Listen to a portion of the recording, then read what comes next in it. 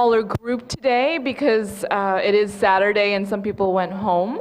So how about those who are in the back, if you could kind of move closer to the front so that we feel a bit closer together, that would be fantastic. Yeah? Good.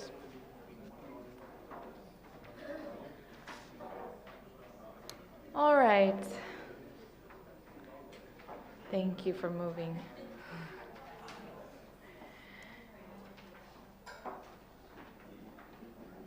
Okay, so we're going to start this morning having an excellent plenary that's going to be moderated by my friend, my colleague, Ruti Levtov, on turning research into action, and having 4 excellent presenters talking about this topic. But before I start, I want to make a very quick announcement that Maria Plazos from Plent will be having a, Maria, yeah, maybe you want to stand up? Yeah. Do you want to stand up and wave your arms? Thanks. Plent. So Maria will be hosting a strategy session around how to become part of Plent and how to develop some strategies on taking advantage of the momentum around parental leave advocacy. So she'll be around in the lunch area this afternoon when we go to lunch at 1 o'clock today. So thank you, Maria, for hosting that. So if you're interested in talking with Maria more, especially because she had such a wonderful presentation the other day, please do so. Okay, and with that, Ruti, I would like to hand it off to you and your presenters. Yeah. Is the video ready? It's not ready. Okay, so we will do that. All right, if I can ask our panel to come up.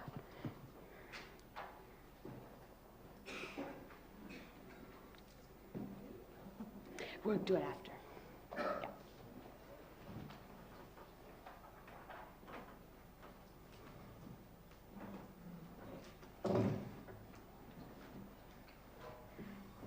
Good morning, everyone. Our panel this morning is about a topic that is near and dear to my heart, which is around thinking about how we can use research, which a lot of us do in the context of our programs or otherwise, and what we can do to use that research to advance our joint agendas. So I'm going to ask, we have 3 presentations this morning, and we'll have some time for questions afterwards. I will very, very briefly introduce each of the panelists, and if you can please hold your questions until the end. So our first panelist is Lena Carlson, who is the program manager at UN Women in the Arab States Regional Office. And Lena was formerly on the MenCare steering committee in her role at SAVE, so many of you know her from there. So, Lena.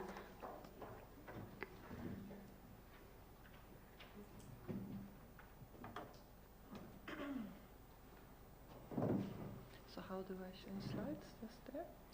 You can do that, or you can use this. You sort of have to point it. Okay, perfect. So, good morning, everybody. So, my presentation will focus on first, why did UN Women decide to embark on the International Men and Gender Equality Survey together with Promundo, and what were some of the key findings? And I will only focus around care and parenting. There was huge numbers of findings, but for those who would like to read more, we also have the report outside. And then I will speak a little bit how are we now intending to taking this research into practice. The research was only launched in May this year, so it's very fresh. And I also would like to really thank the Promundo team, who did an amazing job in conducting this research together with local research partners. And we have Gary here, who was also one of the lead researchers in this process. So, as you know, UN Women is the organization within the UN who has a specific mandate on women's empowerment and gender equality, working mostly on formulating laws, policies around this issue, supporting government in developing laws on gender equality, in the implementation, and also as a coordinating role within the UN system to make sure that all organizations have a gender focus. And the programs are very much focused on women's economic empowerment, political participation, ending violence, and promote women, peace, and security. So it's usually more of a normative work. So this program I'm managing is different. It has more of a bottom-up approach, working to empower civil society, looking at what are the root causes on gender equality, and how can we, based on those, take this forward. And traditionally, and especially in the MENA region, there's been very little focus on engaging men and boys. And of course, engaging men and boys is just not asking men to come and work with us. We really need to also know what do men think and believe about gender equality, and what does it mean to be a man in the Middle East, and how can we more effectively, by having this information, engage with men and boys, and also looking at, of course, women's attitudes and how women believe and think that men think and do. So it's been a long process of carrying out this research process, and it's very much based, of course, of the international images research. I will not go into that because we heard a lot during these 2 days about it, but just to show that it's part of this global research project that's been carried out in over 30 countries. So for the Middle East region, we decided to focus on 4 countries, Egypt, Morocco, Lebanon, and Palestine, because they were a focus both for UN Women and for SIDA, who is supporting, the Swedish government supporting this program, and also that it's possible to carry it out. It would be very difficult to do it in Yemen or Syria, for example. And it was over 10,000 men and women who were asked, and the quantitative research was also complemented with qualitative research, where we looked more into depth into issues like Egypt want to add questions on female genital cutting, Palestine wanted to know more how conflict affect masculinities. And there were certain issues that has to be taken out, like on sexuality in some of the countries, etc. And there was a long process of adaptation and making sure that the questions were culturally relevant. We also have what we call strategic consultative groups in the 4 countries, composed of government, academia, civil society, and other UN agencies. And that really will help us now when we take the research into practice, because they were part of this process. They provided input, they helped with framing the recommendations. So we have now a constituency in the 4 countries that we can build on. So what did the research tell us? So what we can see more generally first about gender equality, that many men and women think that gender equality is not part of the culture in the Middle East. But on the positive side, many men, and specifically women, say that that women are given sort of more right doesn't mean that men have to lose out. So there is like a possibility for a win-win solution by promoting gender equality. And also the gender equitable scale also shows that very sort of traditional views. And I forgot also to say that the Middle East, the region, is the ones that in generally scores the highest in terms of inequitable views in globally. And we also have a very, very low women's economic participation, comparing with the global average of 50%. Only 25% of women in this region works, and that really affects the answers. We also have a huge youth bulk with over 40% of the population being young, most of them being unemployed, especially the young women. Violence is also high. We have very few women in leadership position in the region. And we also have a lot of discriminatory laws, which also affect attitudes and behaviors. And I also forgot to say that in parallel with the images research, we're also doing another big research on women's rights in Islam with another organization to really look at alternative ways of interpret Islam and working on women's rights in the region. And they are actually doing a search now on spatial economical roles and parental care, which fits very much well into the MenCare agenda. And I just gave them the images, so they're now also integrating some of these findings into their research component. So without working on issues of religion, it's very difficult in this region to address social norms. And as you can see here also that some of the questions in the GAM scale that was developed by Promundo has been slightly adjusted for the region. They ask questions like, boys are responsible for the behavior of their sisters, even if they're younger than the sisters. So this is also a very specific, important question for this region, question about guardianships, etc. And what we can see in general is that women's roles are very defined to the home. I mean, even more than in other regions, that there's a lot of issues relating to the concept of honor, and women have very limited space in terms of mobility and access to information. And as the same in most other countries, we see those men who are more equitable, so to say, are men, both men and women who are educated, urban, wealthier, with an involved father and educated mother. But in this region, we see a difference that from the research in other regions, that younger men were actually less gender equitable or the same equitable as their parents. So there is a big need when we come to programming to really focus on young men who has very gender equitable attitudes, while young women, on the other hand, are more progressive than the older generation. So this is just to illustrate some of the quote of what it means to be a man, that many men were saying that there are now a lot of laws promoting women's rights. So what does it now mean to be a man when the rights have been taken away and you can hardly find a real man? And many women were saying, yes, that's fine. We have a lot of laws on gender equality, but very little have changed in the house. And what does it mean if the relations in the household are still the same? The women have to conduct double work. So similar as in other regions. And in terms of the unpaid care work, similar as elsewhere, that we can see that very few men are doing tasks that are the common female tasks, like cleaning the toilets, etc. But they are participating a little bit, but not very much. And also same as was said over this workshop, that when it comes to bathing the child, changing diapers, men are participating very little. But when it comes to playing and socializing with the child, you see much more of participation. And also men also talk with children about very personal matters, both with their sons and with their daughters. And so who are those men that do more work at home? We have the same here. It's more the educated man, and also those men who were taught as a child to do household work, or who saw their father doing household work. But also those women, those who had women working outside the home, also took up more roles, but not half-half, or not even near half-half. And also again, for example, in Egypt, only 10% of the women in the sample were working outside the home. And also, similar as in others, the participation in prenatal visit.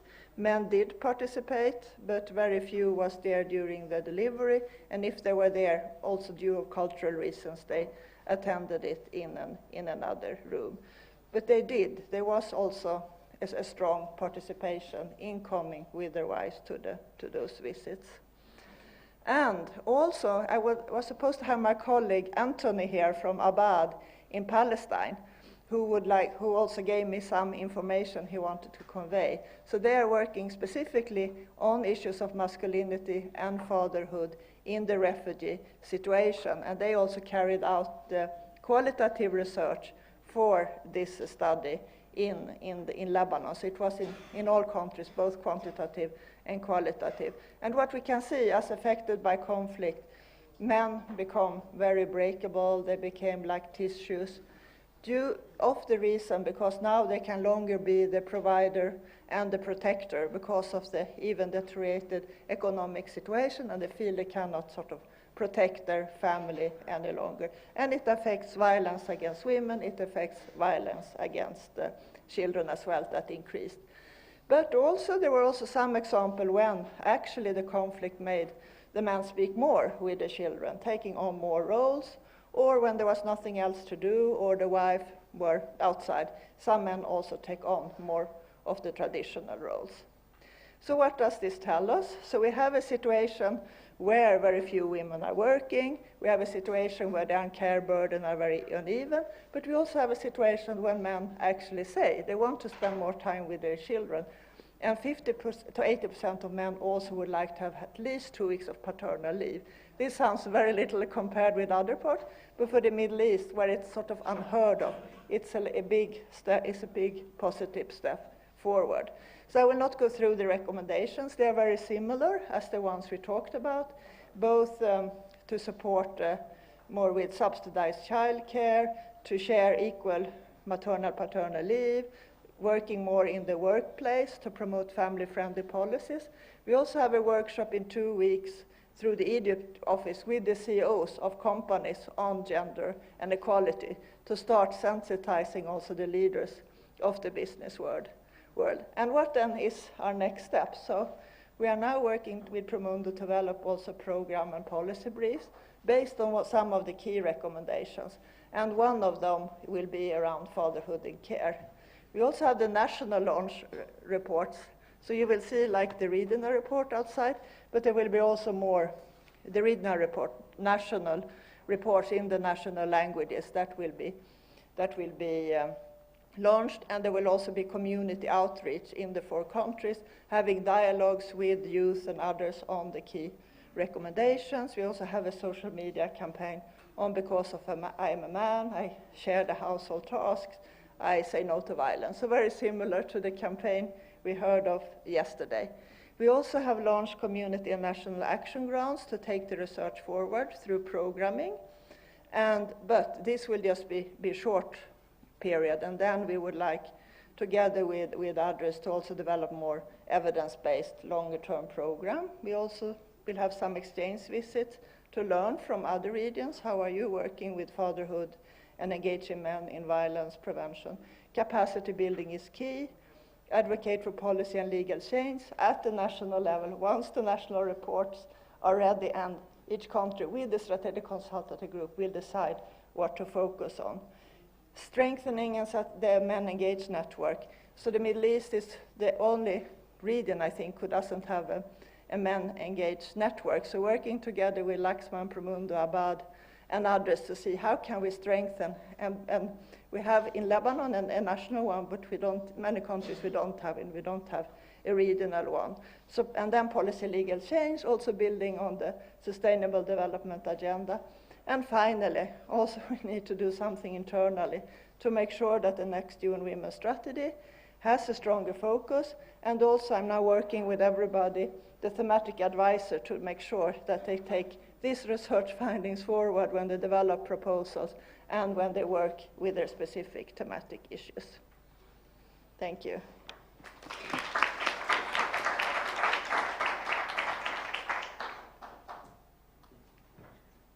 Thank you very much, Lena. I'd now like to call Natasha Koszowska, a program officer in gender and women's empowerment from the UNFPA country office in Ukraine.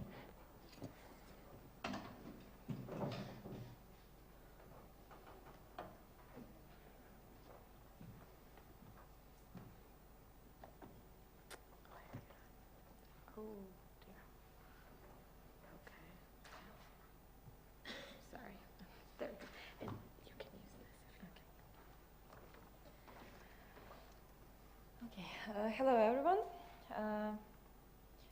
I will be presenting you a kind of activity that how to turn the research into action. I decided to a little bit reshape my presentation to give you like more practical tips from Ukrainian experience. So some background information. UNFPA works in Ukraine already 20 years. So we're very proud of our work we are doing there. Our mandate is like a leading agency on developing a world where every child birth is safe, every pregnancy is wanted, and every young person gets the possibility to fulfill its potential. And as you can see from the information regarding the Ukraine, we are positioned at the 69th place out of 144 countries, according to the Global Gender Gap Index, and to be honest, we've lost 13 points so far since 2014. So it's a little bit not positive trend, which we also wanted to overcome within our projects. Now I would like to focus on the analytical research on women's participation in the labor force of Ukraine. According to the findings of the research, we identified that the pay gap is almost 30%, that over 450 professions are forbidden for Ukrainian women, though the list of these professions was compiled back in 1919, and it was a kind of,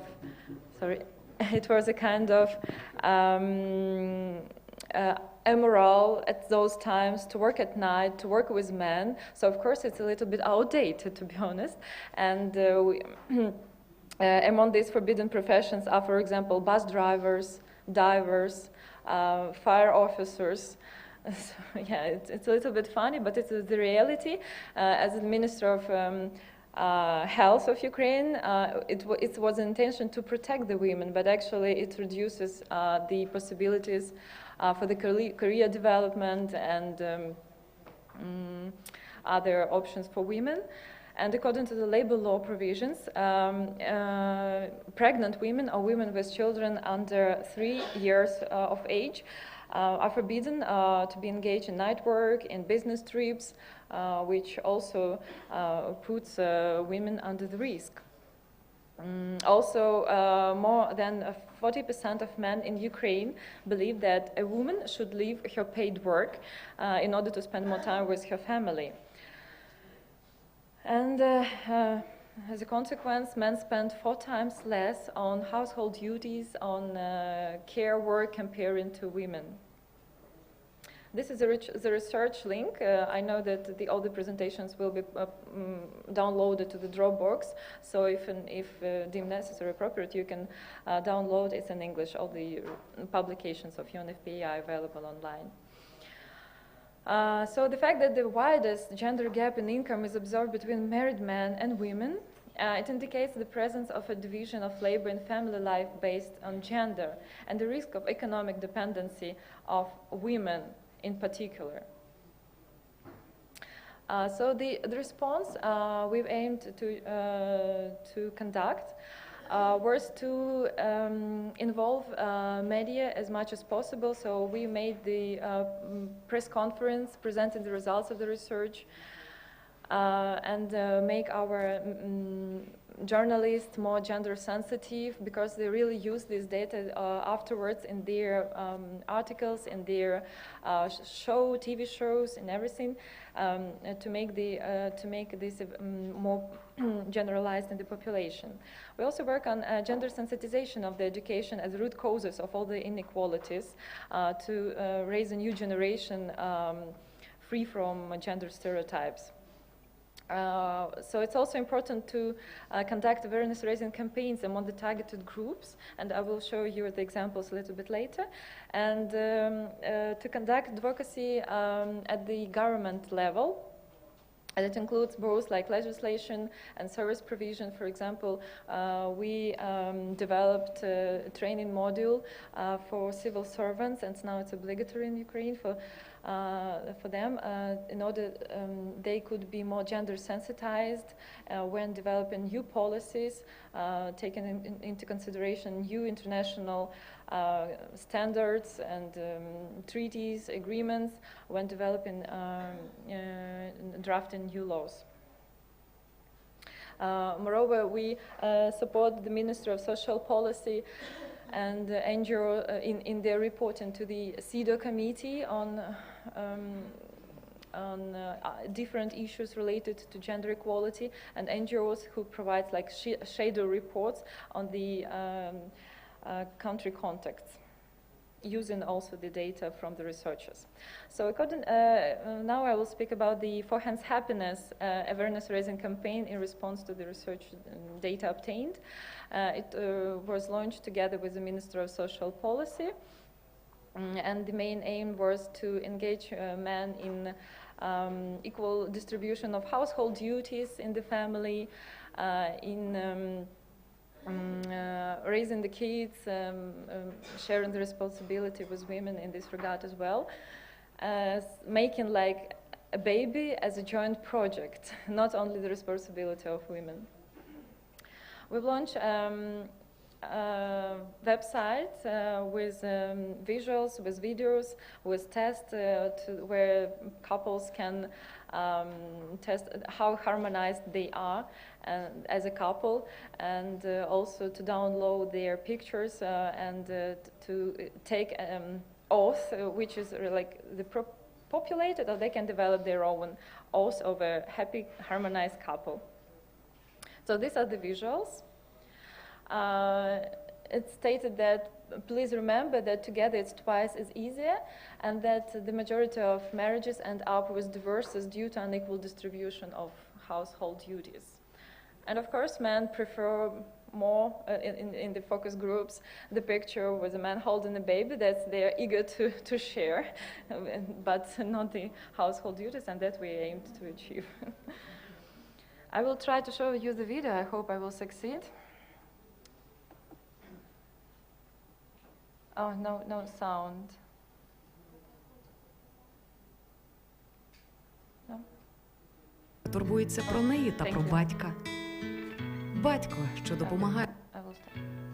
Дитина – нагорода за любов. Що вона бачить навколо, стає її уявленням про світ. Мати, що турбується про неї та про батька.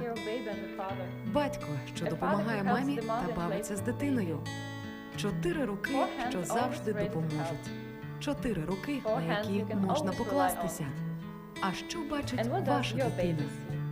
Багато розлучень викликано нерівномірним розподілом обов'язків у сім'ї. Пам'ятай, разом удвічі легше.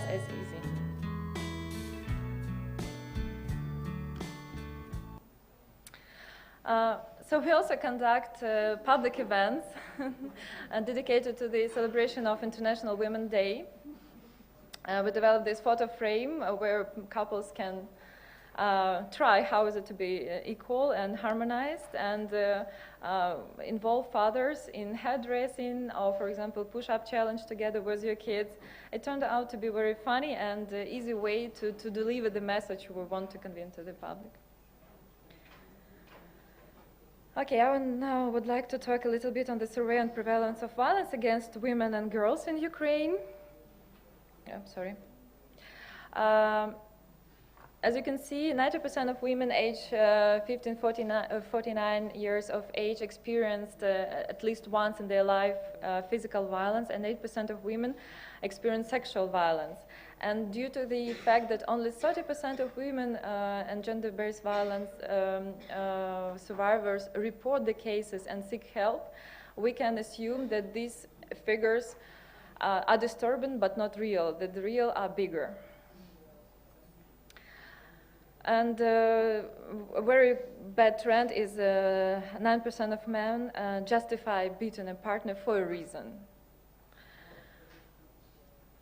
And that in most cases, the perpetrator is a figure that is known to the GBV survivor, as it's an ex-husband or current husband or partner.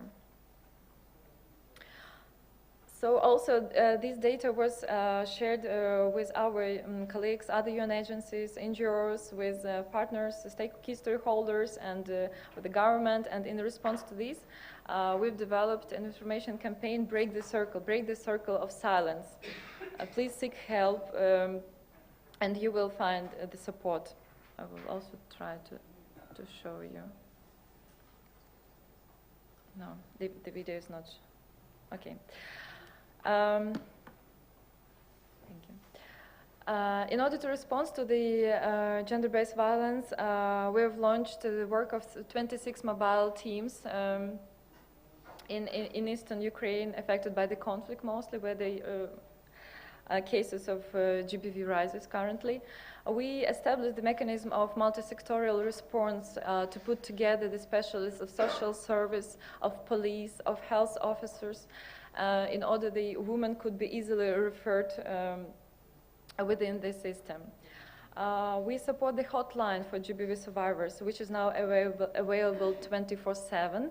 And the tendency is that now the hotline receives more calls at night, and then even men start calling more seeking support, even when they understand that they, as a perpetrators, with aggressive behavior, they need help, they seek this help as well. And we tend to open as much as possible shelters. So far, there are 3 opened where women can receive psychological, legal, and social support.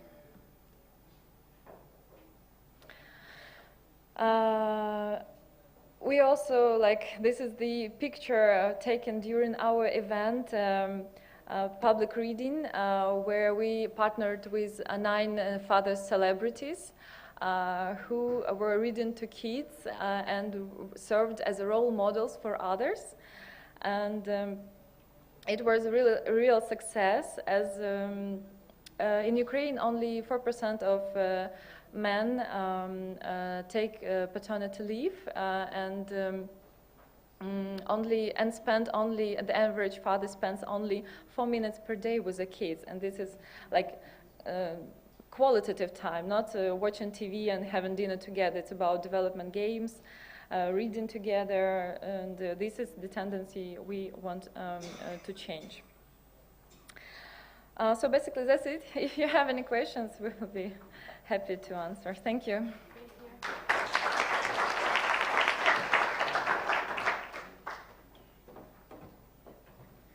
Thank you very much. Our next presenters are actually presenting together. Anam Parvez, who's a gender justice researcher at Oxfam Great Britain, and Nikki van der Gaag, who's Director of Women's Rights and Gender Justice at Oxfam as well.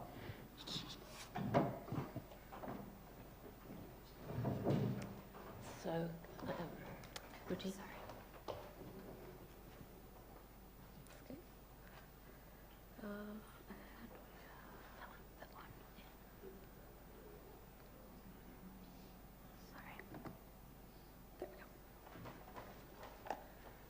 So good morning.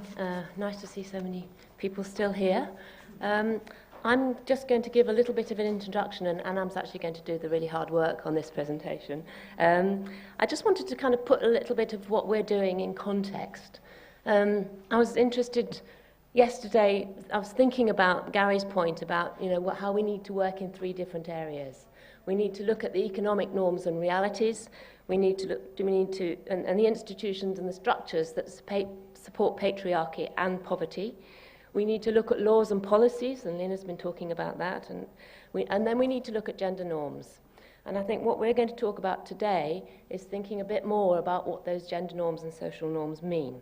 I've been really struck in the last few days by the similarities in the different countries around unpaid care in all our presentations. Wherever you go in the world, okay, it varies, but that whole issue of women doing the unpaid care and the paid work is just everywhere. And, those are the kinds of social norms that we're really trying to change. There is increasing interest in social norms. There are also many different definitions of what that means, and I think we've been using a number of different definitions in the last few days. I don't think that matters at all, but I do think we need to be clear about what we do mean when we're talking about social norms. And I've lost the little doobly flip. Natalia, have you got the... Thank you very much. So this is Oxfam's definition at the top there. The shared beliefs about what is typical and appropriate behaviour, held within some reference group, maintained by social approval or disapproval, and often guiding a person's behaviour. There are lots of other definitions, but when we're thinking about research and then research into action, it's really important to bear in mind, to be clear about what we're talking about, but also to be clear that it takes a really long time to change it. So just briefly, because Anam's going to talk more specifically about the We Care programme, which we've been running for a number of years, which is research on diagnosing and measuring social norms, and we're doing that in 5 different countries. But we've also got a number of other pieces. So Anam, for example, is doing a literature review of social norms in the economy. We've got a campaign on ending violence against women, and we're doing formative research in looking at the social norms that perpetuate violence against women, And that will inform our campaign and our programming strategies in 7 Latin American countries and 2 African countries. I've been delighted to put some of the Oxfam people in Latin America in touch with Pancho and Douglas as well. And then we're doing some work on research on gendered enterprise markets, youth economic empowerment programs, and again, social diagnostic research looking at unpaid care, gender-based violence, and sexual reproductive health and rights. So we're working on in a number of different areas in a number of different countries. We'd hope to continue the dialogue with you. I'll hand over now to Anna.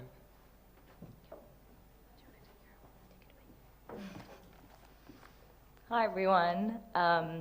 Thank you for all being still attentive so far. So I'll just start off by introducing our Women's Economic Empowerment and Care program, which is an initiative of Oxfam and partners to improve outcomes on women's economic empowerment by addressing unpaid care.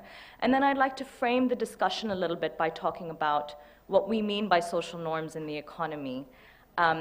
And then I would like to share some of the findings from our social norms research and how they've informed our program and advocacy work. So, as I said, Women's Economic Empowerment and Care is an initiative of Oxfam and partners to improve outcomes on women's economic empowerment through addressing unpaid care.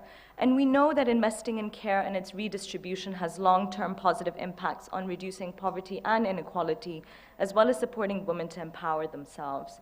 And we've developed low-cost, simple research methods to assess unpaid care work, which have informed the design of local interventions, policy advocacy, and communications. And Oxfam's evaluation research shows that in order to enhance economic opportunities for women and girls, reduce the hours women spend on care, and promote more equal hours between women and men, time and labor-saving equipment and access to public services are not enough on their own. But programs must also change social norms related to the economy, and we've been speaking about this over the past 2 days through different sessions and presentations. So we wanted to shed a bit of light on that through our research. So we've done a lot of research and developed different tools to investigate social norms. So what do we mean by social norms in the economy? So we understand them as being about gender norms, so social norms related to gender inequality that influence gendered roles in the economy and society. And these can be the same norms that fuel violence against women and girls, for instance. So an example being son bias or the shared belief that boys are worth investing in more than girls. As well, and very critically, we define social norms in the economy to be about economic norms. Or the shared beliefs around which economic activities have value in the economy, which may not be linked to the cost of production or the benefits to consumer. What is considered work versus leisure? What is considered skilled versus unskilled? And in certain dimensions of economic decision-making, we find that social norms are actually more powerful than economic incentives, deterrence, or costs. So what are the implications for women's economic empowerment and unpaid care? In countries where activities carried out in private homes are not defined as work, care work continues to be uncounted in economic analysis and the GDP, which is our measure of progress, and continues to not be valued. And when women themselves don't consider that their activities have value, this also lowers their self-confidence and agency. As well as in care work, social norms in the economy lead to gendered occupational segregation and accord those jobs typically done by men with a higher social value than those done by women. They also contribute to trapping women in low levels of seniority and maintaining the gender pay gap, and skew prices for products and services considered female versus those considered male. And collectively, what these norms do is they shape and distort markets, economic policy, and economic decision-making. So even if we do, sorry, I'll stay on this slide. So even if we do agree that unpaid care activities are work, sometimes in our own language and our programs, we reinforce the economic norm that this is not work, or it is not as valuable as paid work. So in our context analysis, we may say, we aim to address women's low participation in the labor force, or we overcome barriers to women entering the labor force. So if economic norms were different, if we perceived all paid and unpaid work as work and equal, we might actually express the problem a little differently. We might say men are under-participating in the labor force in unpaid labor, or women's high contribution to the labor force should have more paid hours and fewer unpaid hours. So Oxfam has developed a number of different tools, both quantitative and qualitative, to diagnose and assess social norms. These include two qualitative tools, the rapid care analysis, which is a toolkit of focus group exercises, one of which identifies key social norms in the economy and how they impact patterns of care work, and a social norm-specific diagnostic tool, which looks at norms and drivers of change more comprehensively. We have also developed a quantitative household care survey, which, along with measuring time use, covers other influencing factors on social norms, on care work, including social norms. And what these tools all have in common is that they are based on social norms theory, and they distinguish between behaviors, attitudes, and social norms themselves. They're designed to be low cost and non-specialist. They're participatory, involving both men and women. They are action-oriented, and we see the research process itself as an opportunity to start the change process. They gather context-specific evidence, and they prioritize local solution on norms and on other care-related factors. So what are some of the key common findings from our social norms research? So we find that existing gendered roles and divisions of labor are seen as natural. Key gender norms reflecting this include the shared belief by men and women that women are instinctively more caring. They are inherently better at housework. Men and women are not physically equipped to do each other's work. So in our qualitative research that we did in Bangladesh recently, women said that men were incapable of comforting a child because their shoulders were too hard. So I thought this was quite interesting to share. And more importantly, and as Nikki mentioned in her keynote speech as well, women saw care work as being their domain, and where they had most autonomy, and expressed fear of what would happen if this were taken away. And what this really showed was that it's really important that while we work to increase men's involvement in care work at home, we don't do it in a way that shrinks women's autonomy. And one way of doing this is by addressing the economic and gender norms which limit their sort of involvement and participation and autonomy out in areas of their life outside of care work. We also find social sanctions against the transgression of complying with social norms. So what happens if people don't behave in a way that's expected, and to be really strong for both men and women. So women feared working outside their homes would actually reduce their marriageability prospects and would make them vulnerable to attacks from men who considered them to be not the right type of woman, or they used the word shrewd woman, which I thought was quite, funny.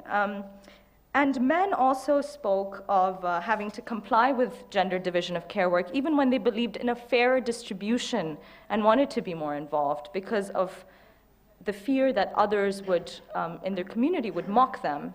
And they said that it felt emasculating. Research from our household care survey also supported this finding on the strength of social sanctions and showed that across 5 countries, 20% of respondents in the sample felt beating was an acceptable response to a perceived failure of carrying out any one particular care-related task. And if you look at Uganda, it's a much higher share of women than men that are reporting this. Our research on economic norms revealed that there were large gender gaps in perceptions of value. So men ranked productive work activities higher than women, and women ranked care activities as higher. But all respondents ranked people care as being low-skilled. So tending farm animals was perceived to require more skills than looking after the elderly, looking after the ill, the children. And critically, our quantitative research showed that in households where both women and men attributed greater value and more skill to care work relative to paid work, care hours are more equally distributed. So unequal care work and other barriers to women's economic empowerment are issues of gender norms, but they're also issues of economic norms. People's perceptions that care activities and other work considered women's work are unskilled, not as valuable, not an economic contribution, but just drudgery. So how has our research on social norms in the economy informed our program and advocacy work? And I'll share a few examples here. So we've used the findings on social norms to inform our messaging for national level advocacy to shift economic norms. And one of our key achievements has been that the Uganda National Bureau of Statistics has included a question on care work in their 2016 demographic and health survey, and has committed to adding 2 more in the next round. In Zambia, Uganda, and Ethiopia, we've recruited what we call We Care champions, or change agents, as well as model families, to talk about and model how care work can be redistributed from women to men, and prevailing social norms can be challenged. And we are using evidence on care activities that men want to do the most and women want men to be most involved in to target what we call norms in transition, or the low-hanging fruits, as the entry points on beginning to shift some of these trends. We've also used a number of media products, videos, infographics, billboard displays, local radio dialogues, telenovelas, to shift both what we call descriptive norms, or the belief that this is common behavior, to show that actually no, men do care work. It is not that uncommon. They're not physically incapable of doing it. But also to challenge what we call injunctive norms, or the beliefs that this should be the way that one should behave, to show that care responsibilities should be equal and the value this has for both the family, society, and the economy. And in Bangladesh, we're talking with the national curriculum authorities to see how we can use school textbooks and curriculum to show that girls and boys can also both do paid and unpaid care work.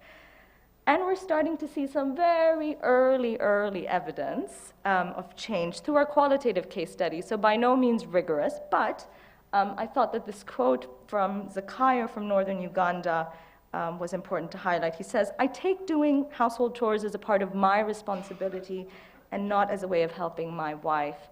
So on that note, I will end. Please use our materials. Contact us for any further information or queries.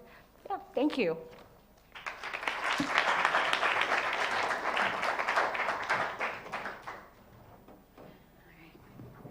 Thank you very much for our panelists, not only for these fascinating presentations, but also for being right on time. We will extend a little bit into the break and take some questions, but when we, the other day we were talking about this panel and what we were going to be talking about, and one of the things that came up for all of us was, again, despite all this amazing work, we all feel like there's always more to do and more to learn from others. And so the panel actually requested not just to take questions to them from the audience, but to ask these questions back to all of you. If you'd like to answer them now, or if you'd like to reflect on them and continue talking about them. But how can we be more intentional and directed in our use of research and evidence for action? What processes have actually worked well for you in terms of integrating the research you have into action? And then more specifically, what strategies have been more or less effective in terms of using research and evidence in terms of a broader advocacy agenda, so with policymakers, with decision makers, to advocate for change. So we wanted to pose those back to you, but also take any particular questions, and I'll be passing out some microphones here in the front. And please introduce yourself before your question.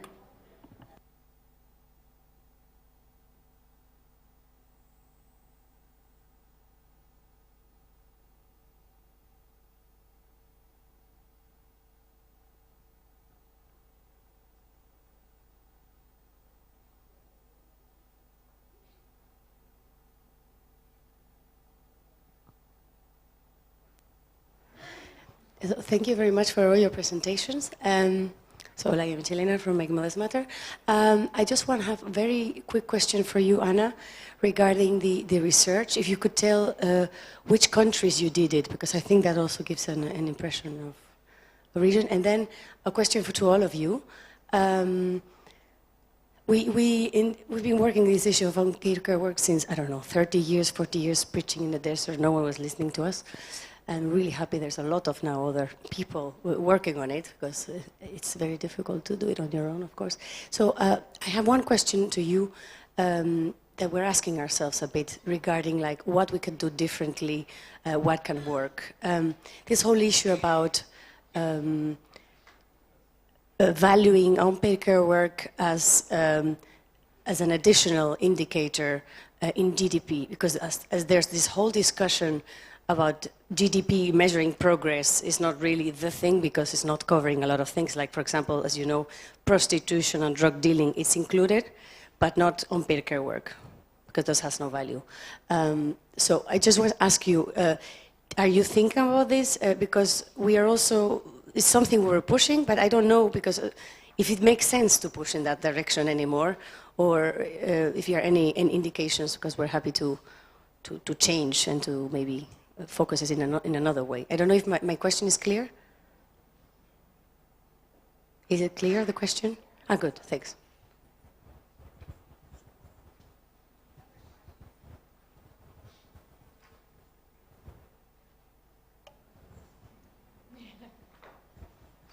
Thank you all for brilliant presentations. Question again for Anam. In terms of the We Care champions, and if you could talk a bit about how they were identified, it was as a result of a program, and then in terms, you know, did they go through a process, and how then are, you know, they being utilised within the community to influence further?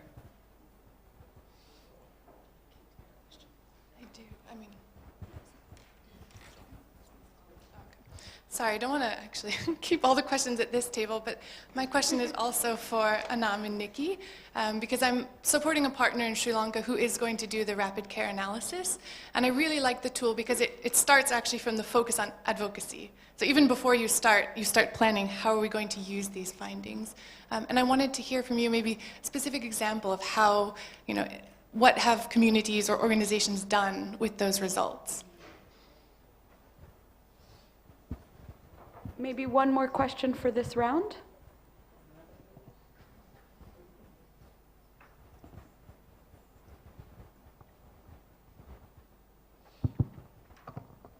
Hi, thanks for the great presentations. My name is Milka Kihuna. I'm with Care International. And I have a question for Lina and one for Anam. My question for Lina has to do with the findings from the MENA region, which show that unlike other contexts, in the MENA context, younger men have as inequitable attitudes as the older generation. And I'm curious as to whether you have some indications as to why that might be, that difference, compared to other regions. And then my question for Anam has to do with the distinction between what you call gender norms and social norms in the economy, so economic norms. And I'm curious as to, because, so for example, the economic norm that has to do with valuing unpaid care work less, could that also be a gender norm, because it's associated with women's work? So I'm kind of curious as to how you distinguish, or whether there's a fine line between gender norms and social norms in the economy that might actually be influenced by gender, and whether it actually makes a difference what we label them at the end of the day. Yeah. Thank you. Let's pause now for some responses. Anam, you have a lot of questions. Do you want to get started? And then maybe we'll pass on to the rest of the panel.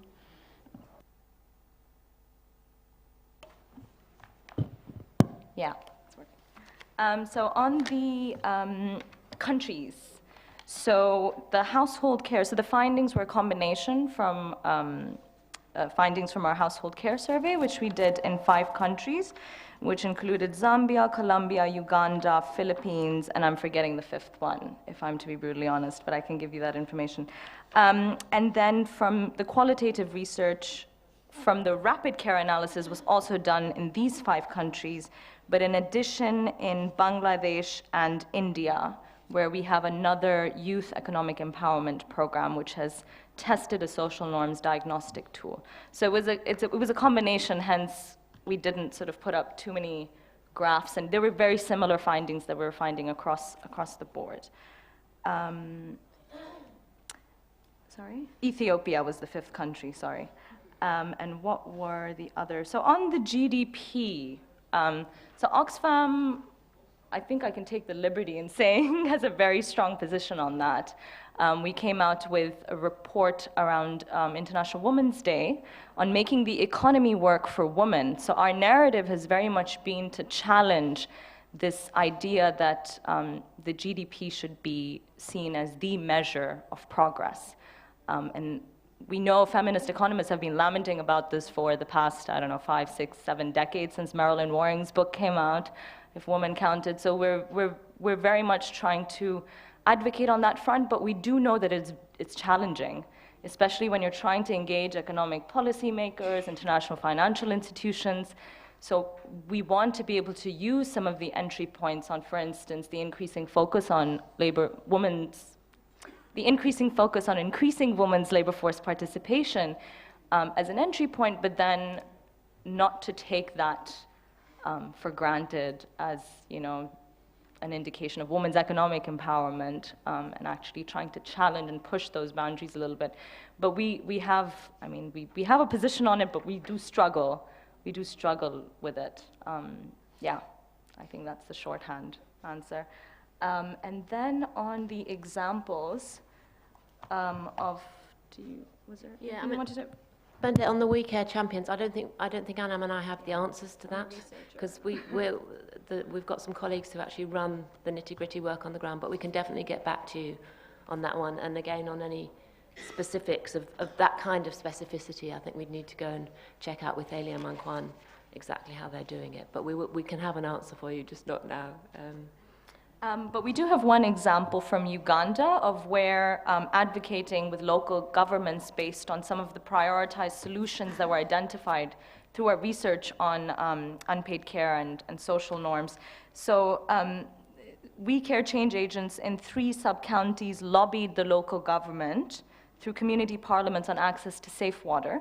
And what that resulted in was in one of the sub-counties agreeing to relocate a borehole, which reduces the distance that people and women have to walk to fetch water. So this is one example from a report which has several key achievements and examples of impact. So yeah, we can share that with you. Melka's point about the fine line between gender and social norms in the economy. Shall I say something on that? Yeah. I think your point about, the fine line between gender norms and social norms in the economy, maybe it doesn't matter, but I think in thinking it through, it's that question about, being clear about how you're defining it in your organisation, and making sure that there is an economic part to it. Because I think I would think the danger is you just look at the social norms bit, and actually all this work relates so closely to issues around economic empowerment, which is why we brought out the paper that Anam was talking about earlier this year, and why I was talking about how you reframe the economy, which includes thinking about unpaid care, includes thinking about measures of unpaid care and how you measure it, which is something that we're trying to look at as well.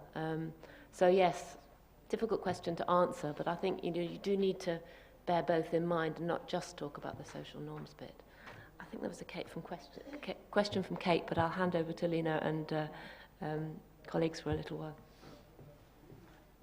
Okay, so thank you very much. So going to the question about younger men, so that was also something that surprised us. And at the time when we had the launch, we had the Men Engaged Network going around and interviewing people to ask them what surprised you the most. And many people said talked about the young men, and some were saying, this cannot be true, this sounds really weird. Maybe it was the way the question was phrased. But many people said, yes, actually when I work in my community, that's exactly what I see. I meet a lot of young men who have very sort of gender unequal attitudes. And the research didn't go very deep into why, but I mean, some of the reasons are probably that the unemployment is so high amongst young people in the region, and there is really frustration among young men, and also the whole religious fundamentalism that is infecting the region, the consequences of the culture of war and armed conflicts. I think there are many of those social norms that are there combined with the economic factor that makes young men really frustrated. So I think that is really, it will be really important to work more with them. And also I didn't talk so much about the violence, which is very high, and we also have the same findings in the Middle East, that violence breeds violence. And what we could see specifically also in the Middle East, not only the violence in the home, but the violence in the street. And here, the men who were the most highly represented perpetrator of sexual harassment in the streets were educated, secondary educated young men.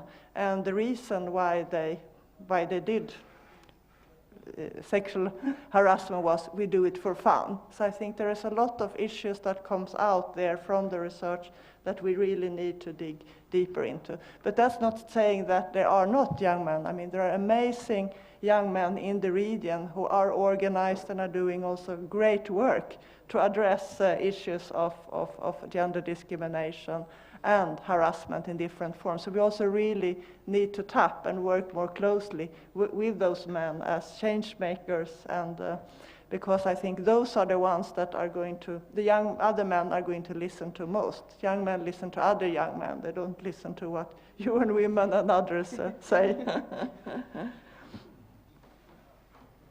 We're going to take maybe one or two more burning questions or reflections, and then we'll break for coffee. So,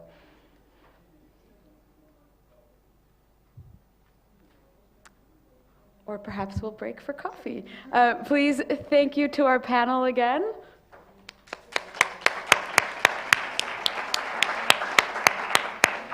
And we'll come back at 10:45, please.